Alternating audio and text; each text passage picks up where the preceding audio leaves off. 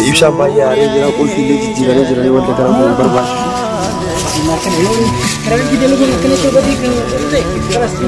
Ibsa argee amma Aisha marka fuune kabajamtoota fi jaalatamtoota hordoftoota keenya akkam jira jirtu bakka jirtanitti nageenyi kiyya akkan kabaja kan jaallaa isin qaqqabu isin jecha egaa har'aan tana deebi'ee dhufee jira jechuudhaani akkuma kaleessa argitan kaleessa ayyaan sareen wanqiftee manaan wariitee jechuudha anaaf ibsaallee jechuudha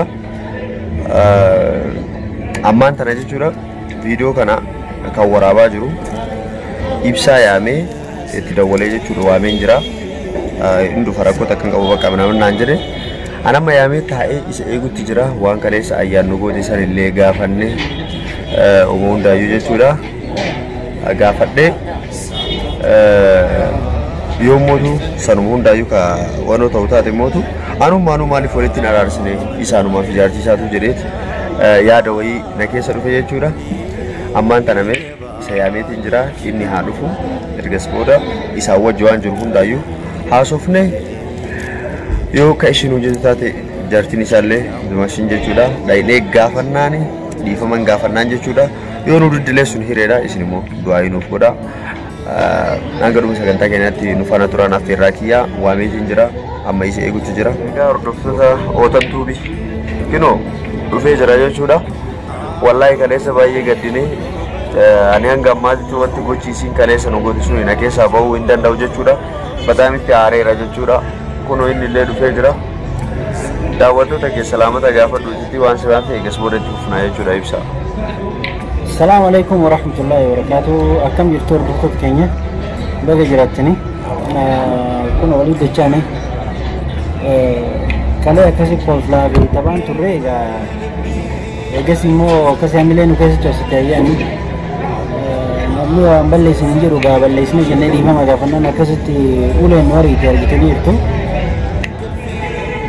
كان عارفني ما أنا ينتي وقتي maal jedhate amma ibsa wanti kaleessa ayyaan nu goote ayyaan inni yaa'u amma durallee ishii dhaqee ijaan wal arginee naamna sirriitti wal hin beeknu jechuudha waan ishiin kaleessa kabajaa nu dhabdeetiin akkas nu goote suni akka kiyyatti baay'ee natti dhagahameera baay'ee hamilee kiyyallee ni qabse jechuudha ati akkasitti miila irratti kufteetiin ishiin akkasitti saree nu hanqisu jechuun ani akka waan ilaalcha biraa nu qabdu tokkotti natti dhagahame garuu haa ta'u gochi ishiin goote suni nu lamaanu arsee jira jechuudha amma ani waa'ee meeshii kanaayyuu isiin dhiifama nu goote nu godhuu baatte barwaan feete ta'uu dandeetti qilee ishee nu dandeetti barbaadisuu nan galchu garuu maal seete akka ilma namaa tokko dhaynee dhiifama gaafannee jira waan tokko sitti immoo gaafatu aniin kun jechuudha ree wanti kaa firaankiin nama qofaan hin baane namni hundi firaankii walirra dalagaa waan ta'eef firaankiin immoo ani sirratti hojjetanii dalagee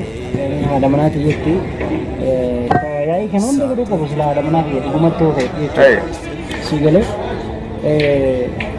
ani immootu kabajaa mana isii irratti ammas immoo ilmoon tuntiyye jedhee maqaa ishii balleessuuf iyyaaf immoo ayyee maqaa mootu piraankii jedheen waan ta'eef maqaa ishii balleessuuf iyyaafis dhiifamaa jedhee akka namaa tokkotti kabajaadhaaf namni kabajaa walii ta'uuf jechuudha micoota naarraa miti kan beeku duraan wal beeyna waan ta'eef wal beekuun immootu waan biraatiif itti fudhatina waan biraatiif wal hin beeynu waan akkanumatti arga wal beeyna waan ta'eef yooma waan biraatiin wal beeytan suni dhimma nama ilaallatu miti garuu maal si haa ta'u wal muhiimati ishii kabajamaan dhaa'ee gaa waliinis addallee osoo adda akka dhaqu ta'e dhuga sillee fuudhee sillee ulee hin tumsiise waan ta'eef atoo dhiifama si gaafa dhugaa rabbi laa yaa rakkoon qabu hiriyoomni kanaa olu waliif ta'anii garuu maal si ta'an hin doom jechuu isiin hin bitamtanii hin ergamtanii minaamin jechoota isiin jettu san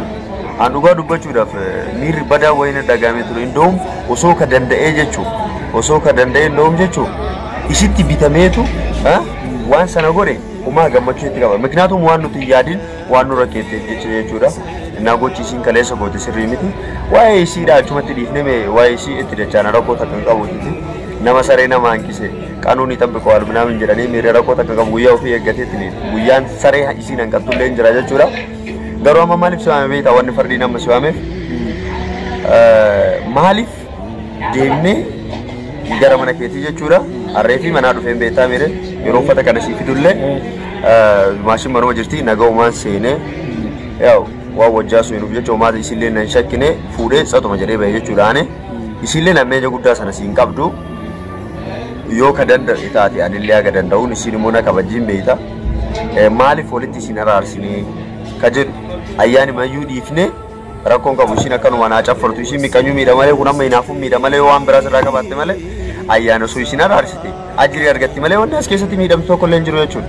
Baraan malatti anjaartiiti namni na araasulleen waan biraa miti wanna gooti santu sitti dhagame beeka. Waan natti dhagamee fi isii wajjin dubbiin godhu dubartiin immoo dhala dubartiin raanii faamtii kan hin jedhudha isii gaafadhe malee haadha manaati yaane akkaan itti arfadhu nin beeka araasullee nin beeka garuu immoo wajji yaa'iin godhu ilmaan biratti immoo walitti wacuun gaarii miti kan hin jedhu ishiidhaan nu araarsii jedheen ittiin yakkammoo naafis jidduu wanni tokko hin jirre dhugumaa immoo waan biratti akka fudhanne atis dhiifamaati ishii waliin nu araarsitti himiiti qaamallee naqu baatu bilbileeti waan akkanaati jedhini jennaan wanni sun uumame jechuudha beeki haadha manaati yemmoo haadha mubaarak immoo inshaallah akkasi kabajjinan beeka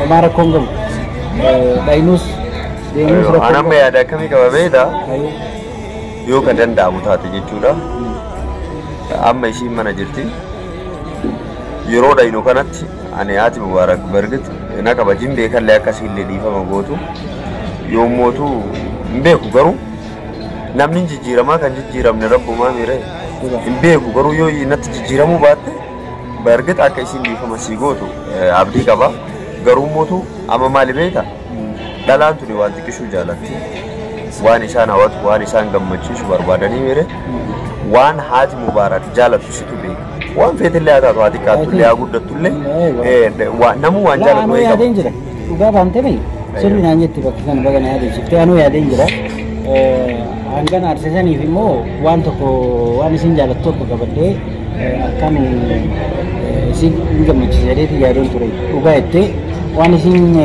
barbaaddu immoo amma asirratti sitti himu kana binneen fitu bindee hin deemne walii yaana kala sarkoon qabaabee ani abbaa badii waan ta'eef odoo ulillee hin dhaame ka'ee kalayyii wayi dubbii godheema haga akkasii qurxaa akkas godhe.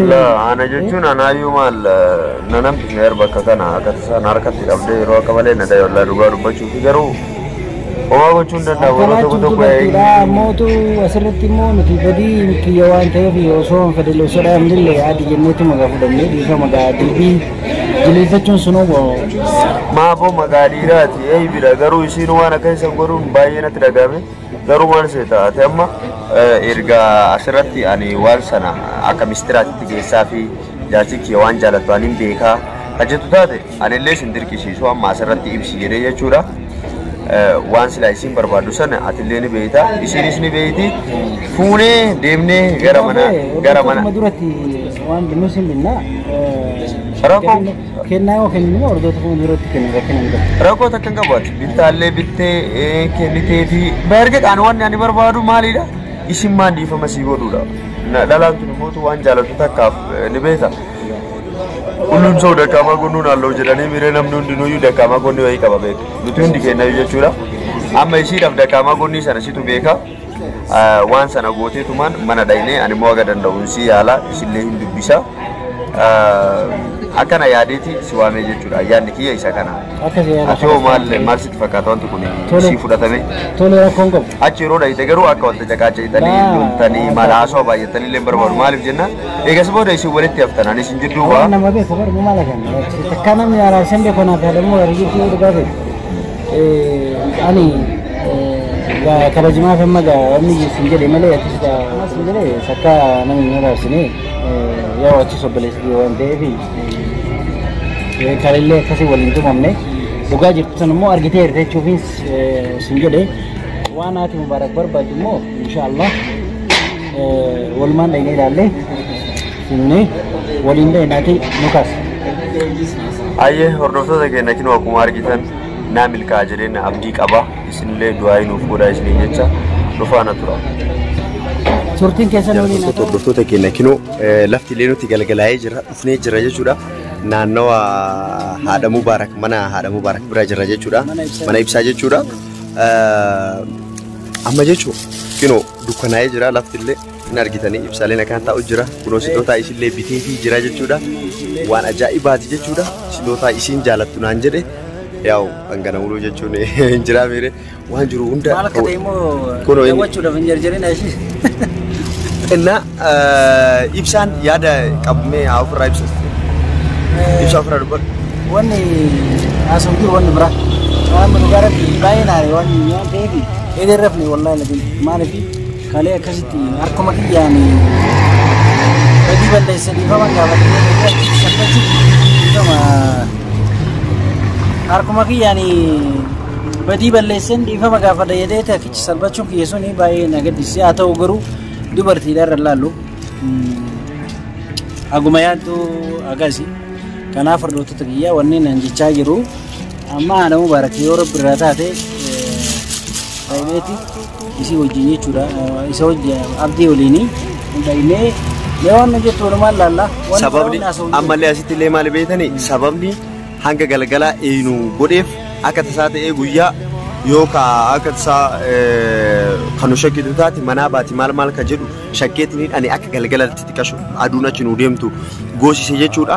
Ammaan tana galgala moo namni manaan bahu ni beeytanii dhaqeetiin waan jiru hunda amansiisee wallahi rabbiin na halaafisu ani isaan kun osoo walitti deebi'anii gammachuu duraanii san wajji gammadanii jiraatanii baay'ee natti tola. Kanaafuu isinillee du'aayi nu godhaadha. Amma karaa manaa deemutti jirra. Yaa'u du'aayiin keessan nu barbaachisa. Ibsaa hin beeytanii nama gaariidha. Wallahi du'aayi godhaa fi jireenyi addunyaa tun immoo akkanummaa yeroo takka olii yeroo takka gadi. Namni singeenne maratu sitti keessu barbaada beektanii inni garuu kaleessa sababni mijaayoo sanii jalatti gadi kufee dhiifama gaafateef obboleettitiyyaa dhalaan jechuudha jaartitiyyaa haadhatiyyaa jedheetiniin malee akka nama biraatitti arrabseetiin yoo barbaade waan fedhe godhee dantaa keetti yoo naa goote naa godhuu miti dhiisuu dandeetta jedheeni biraa deemuu danda'a garuu mootu kabajaa isaa kana haala saniin ishiin xiqqeessu jechuun baay'ee namatti ulfaata. Kanaafuu nu hordofaan gadhuma sagantaa kennaatitti isiniin jenna karaa manaa deemna. Deemaa jirra jechuudha. Yaadattuun manni kun naannoo kun mana kiyya ta'uu ni beektanii warri yaadattee jiraatte kunuuti. Yaa'u ifa ibsanneetiin deemaa jira. Xiqqashoon dukkanaa laftilleedha. Kinoo amma ulaa bira geenyee jira. Rabbiin nu alaa. Ulaa bira jira kunoo. Kinoo. Kolfi jijjiiramte. Lola kunoo. Mana jirtu. Kolfi jijjiirte kunoo. Maal jechuudha? Wallahi gaboo. Yaa. Gati walu gara naro chaps wallahi hin fedhu wallahi. Amma na dhiisi. Fedhu na dhiisi kanas. Sini waqtii sin barbaada. Kootu ibsa. Fedhu dhiisi. Akkuma argitan hordoftoota kiyya ibsaan baay'ee aaree jira qulfiillee jijjiiranii jiranii wanta kana kun barbaachisu.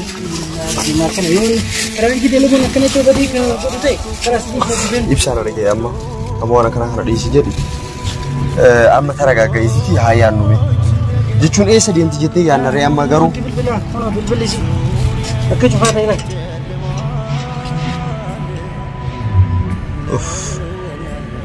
Hordoftoota kiyya wallahi baay'ee nama gaddisiisa. Kuno cufaa ta'uu laata. Jirti? Yaa Rabbi. Jirti mangara. Hordoftoota keenya akkuma argitan taalleen ibsaalleen baay'ee gaddee jira. Waan garaa nama nyaatu ani wanni akkanaa kun inni uumama jedhee yaanne halkan kanaan immoo eessa deemti jedhee jechuudha kan yaadayyuu. Wanti akkanaa kun inni akka na mudata jedhee yaanne uumaa kiyyarratti nallee mudanne wallaahi waan godhu takka illee beeku isheen jedha bataam itti rifadhee raadummaa. Akkamitti kolfii jirti hoo? Hayi maal badin kee baa kana hunda abdi barabbi. Amma reefu mana jirti yoo ta'e deemtu. Injirti yaa. Gurguruu huccoota uffata naftee dhufte. Injirti bara yeroo sana osoo jiraatu baatte maal godhaa manatti si dhufe yaa kiyyaane wanta akkanaa kun nama jedhee yoom takka yaadne. Innaa hordoftoota keenya akkuma argitan wallaahi nuun tasaakkaane wanni yaadne hundinuu. Salas mee akkam godha amma kana. Laa kaayi ammallee meeshaa hima kaayi.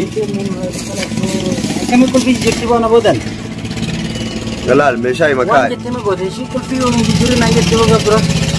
Amalal meeshaa hima keetteetumaan ofirraa jechuudha waan jiru daawwattoota keetiin akka du'aa isii godhan barra wanti hundinuu keeriif jedhi mee bira darbe anas hin jedhi wanti hundinuu keeriif wallahi dhugaan siin jedha yoo dandeette du'aa hima godhadhu rabbiin sii laaffisa anillee aga danda'uun immoo jalaa hin hafu eessa akka isiin deemteme hin hubadhaa bilbilli isii cufaa ta'ullee jechuudha ani amma ijoollee kiyyoori Arakoo takkan qabu ijoolleen kara takkan dhayitu isillee fi ijoolleedha bara kara takkan dhayitu homaa wannati of cinqituuf hin jiru jechuudha kanaa jetteen cinqatiin ibsaadha hordoftoota keenyatiin akkuma argitan wallahi baay'ee nama gaddisiisa ibsaan baxamee aaree jira jechuudha yaa boodu ayinoo godha kinoo akkuma argitan wallahi anallee baxaamitti ofitti kaanfadhe ana mucaa kana mucaa aarii keessa jiru jechuudha ka waameetiin rakkoon qabu aanatu isin araarsa maal jedheeni inni illee naamanii na jala dhufee jechuudha osoo sodaatu wallahi wanta kanaa kun baay'ee barbaachisaa miti garuu isin du'aa inaa godha hanga viidiyoo biraatti walitti deebinutti turtii gaarii isiniin jedha amma isaa irraa gagga'uu qaba xiqqaashuu ishii inni baay'ee aaraa jira waan ta'eef jechuudha amma viidiyoo illee itti qabuu hin barbaadu horaa bulaa dagaagaa isiniin jechuu barbaada turtii gaarii